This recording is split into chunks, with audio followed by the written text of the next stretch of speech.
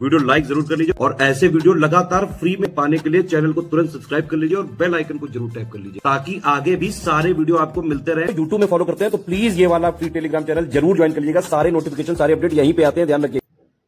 नमस्कार दोस्तों, exam preparation के यूट्यूब चैनल पर मैं प्रियंका एक बार फिर से आप सभी का स्वागत करती हूँ। आज की क्लास में हम लोग जो टॉप 1000 क्वेश्चन की सीरीज देख रहे हैं उसमें मॉडर्न इंडियन हिस्ट्री का हमने पार्ट 2 लिया है क्वेश्चन सॉल्व करने के लिए। मैंने एंशिएंट हिस्ट्री के 100 क्वेश्चन कराए हुए हैं। इसके अलावा जो कंप्लीट हिस्ट्री का दूसरा टेस्ट है वो भी कराया हुआ है और ये तीसरा टेस्ट मैंने हिस्ट्री का ही लिया है, मॉडर्न हिस्ट्री का। तो अप्रॉक्सीमेट 300 क्वेश्चंस आपके हिस्ट्री से ही हो जाएंगे। फिर अदर सब्जेक्ट भी हम लोग चूज़ करेंगे और 500 क्वेश्चंस करंट अफेयर्स के हो चुके हैं, जो कि हमारा टारगेट है 1000 क्वेश्चन कंप्लीट करने का। वो करके हम लोग फुल लेंथ मॉक टेस्ट भी करेंगे। तो अगर आप पहली बार विजिट कर रहे हैं चैनल पर तो क्लास ये रात को 9 बजे मिलेगी। जो यूपी पीसीएस प्रीलिम्स को टारगेट करते हुए मॉक टेस्ट आ रहे हैं, लेकिन सभी एग्जाम्स के लिए इम्पॉर्टेंट है, जिसमें भी जीएस पूछी जाती है। और दोपहर 1 बजे वाली क्लास आती है जिसमें हम लोग 50 मोस्ट इंपॉर्टेंट टॉपिक देख रहे हैं यूपी पीसीएस के लिए। वो भी जीएस के ही हैं तो सभी लोग देख सकते हैं। इसके साथ ही अगर आप यूपीएसआई का बैच लेना चाहते हैं, कंप्लीट कोर्स मिल जाएगा मात्र 199 रुपये में और 99 रुपीज़ में बैच मिल रहे हैं। आप चाहे यूपीएसआई की तैयारी कर रहे हैं, यूपी पीसीएस या अदर एग्जाम्स की। ज्ञान सर एजुकेशन ऐप डाउनलोड करना है और जैसा कि मैं मॉक टेस्ट करवा रही हूँ इसी तरह से आपको बहुत से मॉक टेस्ट एक साथ मिलेंगे। 25 मॉक टेस्ट मिलेंगे, 10 सालों के पीवाईक्यूज़ के मॉक टेस्ट मिलेंगे, करंट अफेयर्स के अलग से मिलेंगे, स्टेट स्पेशल अलग से दिए जा रहे हैं। तो इन सारे टेस्ट के साथ जब आप प्रैक्टिस करेंगे, आपका कोई भी एग्जाम अगर एग्जाम ओरिएंटेड कंटेंट मिल रहा है तो आप क्वालिफाई कर सकते हैं। और 1 महीने का समय है आपके पास यूपी पीसीएस के लिए। तो क्या करेंगे, अभी भी आपके पास समय है यूपी पीसीएस मेंटरशिप प्रोग्राम से जुड़ने का और इससे जुड़ करके आप अपना कंप्लीट जो स्टडी मटेरियल है पा सकते हैं क्लासेस के साथ। तो हाई यील्ड शॉर्ट नोट्स हैं, ठीक है। इसके साथ साथ डेली शॉर्ट नोट्स दिए जाएंगे जो कि आपको टारगेट के साथ दिए जा रहे हैं और क्लासेस के साथ उनको करना है। और सीसैट और जीएस दोनों की कंप्लीट प्रिपरेशन हो जाएगी और हर सब्जेक्ट के शॉर्ट नोट्स अलग से दिए जा रहे हैं। जहां से क्वेश्चन बनने की संभावना होती है वो अलग से मिलेंगे, जिनको आपको डेली रिवाइज कर लेना है या आप अपने टाइम के अकॉर्डिंग करेंगे। इतना सब कुछ आपको मिल रहा है सिर्फ 499 रुपये में। अलग से आपको प्रैक्टिस बैच नहीं लेना पड़ेगा, मैंने पहले भी बताया, ठीक है। तो ये आपके कोर्स से रिलेटेड इन्फॉर्मेशन है। ये सारे कोर्सेज आपको कहाँ पर मिलेंगे, ज्ञान सर एजुकेशन ऐप पे। लेकिन हाँ, ज्ञान सर डिस्काउंट कूपन कोड जरूर अप्लाई कीजिएगा तो आपको डिस्काउंट मिल जाएगा। चलिए आज की क्लास स्टार्ट करते हैं। मॉडर्न इंडियन हिस्ट्री के क्वेश्चन हैं आपके सामने, 100 क्वेश्चन हैं और हम एक एक करके सॉल्व करेंगे। इनको बहुत अच्छे से देखिए। डेली हम लोग कुछ क्वेश्चन देखते हैं। अगर आप इनको प्रिपेयर करते हैं तो आपके एग्जाम में काफ़ी हेल्पफुल रहने वाले हैं। 41st क्वेश्चन है, एज ऑफ कंसेंट एक्ट वर्ष किस वर्ष में वायसराय लैंसडाउन के शासनकाल के दौरान पेश किया गया था। और इसके अंतर्गत लड़कियों के लिए विवाह की जो उम्र है वो न्यूनतम उम्र 12 वर्ष निर्धारित की गई थी। 1894, 1892, 1891 या फिर 1893।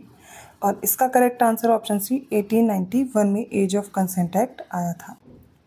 42nd क्वेश्चन है, निम्नलिखित में से सही विकल्प चुने। पहला है, के.एम. पणिक्कर ने कहा है कि वर्ष 1765 से 1772 तक ब्रिटिश ईस्ट इंडिया कंपनी ने बंगाल में डकैतों का साम्राज्य स्थापित कर लिया था। किसका कथन है, के.एम. पणिक्कर का दिया गया है।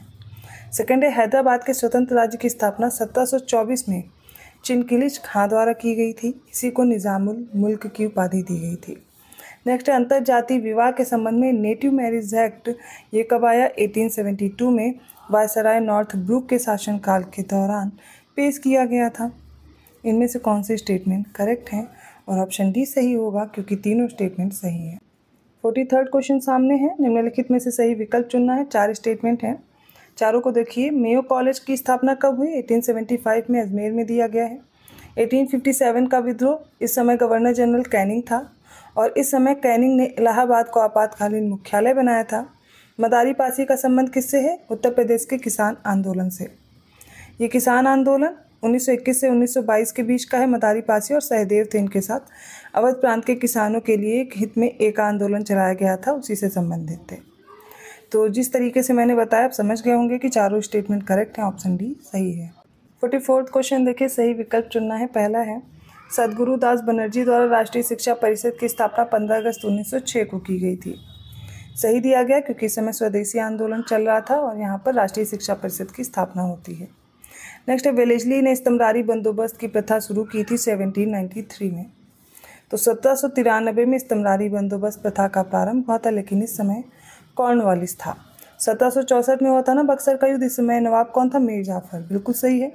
और मुस्लिम एंग्लो ओरिएंटल कॉलेज की स्थापना 1875 में अलीगढ़ में सर सैयद अहमद खान ने की, ये भी करेक्ट है। राइट आंसर होगा 134, ऑप्शन सी में दिया गया है। 45वां क्वेश्चन देखिए, इनमें से इनकरेक्ट ऑप्शन चूज करना है। पहला, lieutenant general sir John Bennett Hershey 1857 के सिपाही विद्रोह के दौरान बैरकपुर में कमांडिंग ऑफिसर थे।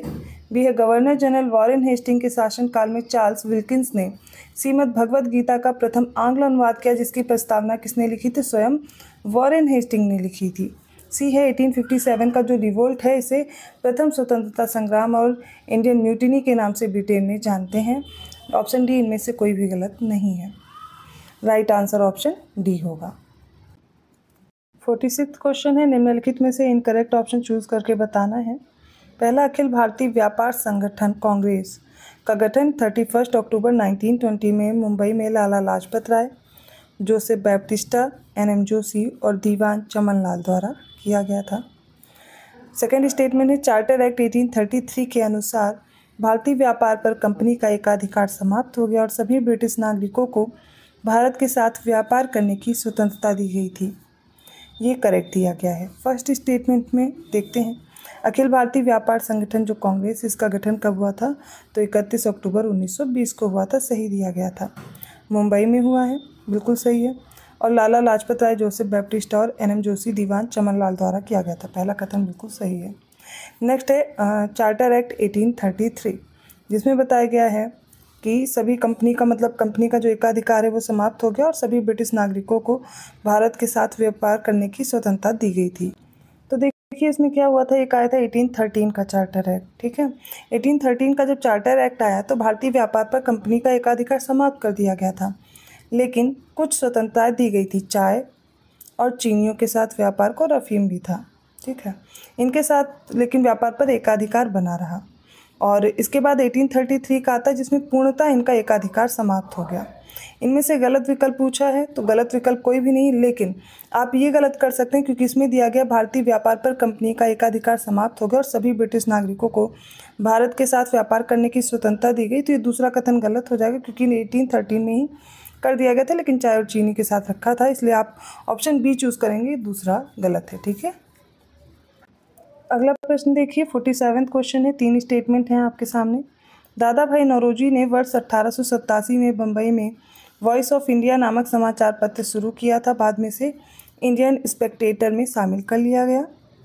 नेक्स्ट है, वीडी सावरकर को 1911 में नासिक जिला कलेक्टर थे आर्थर जैक्सन, इनकी हत्या की थी और इन पर नासिक षड्यंत्र मामला चला था और अंडमान निकोबार द्वीप समूह की सेलुलर जेल में इन्हें आजीवन कारावास की सजा सुनाई गई थी।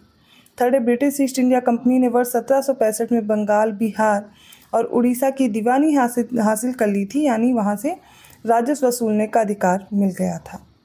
तो इनमें कौन कौन से सही हैं वो बताना है। तो दादा भाई नौरोजी ने वॉइस ऑफ इंडिया समाचार पत्र शुरू किया था, बाद में इसे इंडियन स्पेक्टेटर में शामिल कर लिया गया था और ये शुरू हुआ था 1883 में, ना कि 1887 में। बाकी सारे स्टेटमेंट करेक्ट हैं, याद कर लीजिए, ऑप्शन बी करेक्ट होगा। 48वां क्वेश्चन देखिए, भारतीय राष्ट्रीय कांग्रेस द्वारा फैजपुर अधिवेशन में 13 सूत्रीय अस्थायी कृषि नीति की घोषणा की गई थी, बिल्कुल करेक्ट है। ये गांव में होने वाला पहला सेशन था।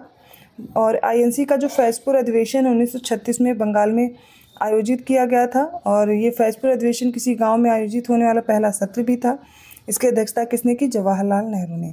तो फैजपुर अधिवेशन से रिलेटेड जितने प्रश्न बन सकते हैं वो सब इसमें हैं और ऑप्शन डी करेक्ट हो जाएगा। 49वां क्वेश्चन देखिए, निम्नलिखित में गलत विकल्प चुने। पहला है, भारत में 1800 से 1850 तक की अवधि में अनौद्योगिकरण के नाम से हम इसे जानते हैं। 1925 में स्थापित की गई थी भारतीय कम्युनिस्ट पार्टी। इसका अधिवेशन सिंगारवेलु चेट्टियार की अध्यक्षता में कहाँ पर हुआ? कानपुर में। मणिकर्णिका का जन्म कब हुआ? 19 नवंबर 1835 को गोलघर में हुआ था, जो कि अभी वाराणसी में है, जिन्हें आप झांसी की रानी के नाम से जानते हैं, लक्ष्मीबाई। ओडिशा के भोलानाथ चंद्र ने सबसे पहले स्वदेशी आंदोलन की विचारधारा की वकालत की थी और इसमें बताना है कौन सा गलत है, और जो गलत है वो ऑप्शन डी है। भोलानाथ चंद्र बंगाल से थे, ना कि उड़ीसा से। इन्होंने सबसे पहले स्वदेशी आंदोलन की विचारधारा की वकालत की थी। अगला प्रश्न देखिए, सही विकल्प चुनना है। पहला और दूसरा स्टेटमेंट है, एमजी रानाडे को वित्तीय मामलों की अद्वितीय समझ और उस पर अधिकार पूर्वक बहस करने की उनकी क्षमता के कारण उन्हें भारत का ग्लैडस्टोन कहा जाता है। सेकेंड है, वर्ष 1888 में सिबली नोमानी ने एक संयुक्त भारतीय राजभक्त सभा का गठन किया था, जिसका उद्देश्य कांग्रेस के प्रचार को विफल करना और लोगों को कांग्रेस से दूर करना था। इनमें से कौन कौन से स्टेटमेंट करेक्ट हैं? तो देखिए, इसका सही उत्तर होगा ऑप्शन डी, मतलब दोनों कथन गलत हैं। क्यों गलत है वो समझिए। तो एमजी रानाडे के शिष्य थे गोपाल कृष्ण गोखले, जिनको वित्तीय मामलों की अद्वितीय समझ थी और उस पर अधिकार पूर्वक बहस करने की उनकी क्षमता के कारण उन्हें भारत का ग्लैडस्टोन कहा जाता है। और ये जो संयुक्त भारतीय राजभक्त सभा है, इसका गठन 1888 में सैयद अहमद खान ने किया था, ना कि सिबली नोमानी ने। इसका उद्देश्य क्या था कि कांग्रेस के प्रचार को विफल करना है, कांग्रेस से लोगों को दूर करना है। तो इसका राइट आंसर है ऑप्शन डी। तो आज के इंपॉर्टेंट क्वेश्चंस थे, कंप्लीट हुए। आई होप आपको समझ में आएंगे। कहीं भी कोई डाउट रह जाता है कमेंट करके ज़रूर पूछ लीजिएगा। वीडियो अच्छा लगा तो लाइक कर दीजिए। चैनल को अभी तक सब्सक्राइब नहीं किया है तो कर लीजिए। ऐसे ही मोस्ट इंपॉर्टेंट क्वेश्चंस के साथ आती हूँ अगली क्लास में। तब तक के लिए धन्यवाद। और आपको अगर कोई कोर्स ज्वाइन करना है, प्रैक्टिस बैच लेना है, तो ज्ञान सर एजुकेशन ऐप जरूर डाउनलोड कर लें और वहाँ पर आप फ्री वीकली टेस्ट भी सॉल्व कर सकते हैं। धन्यवाद।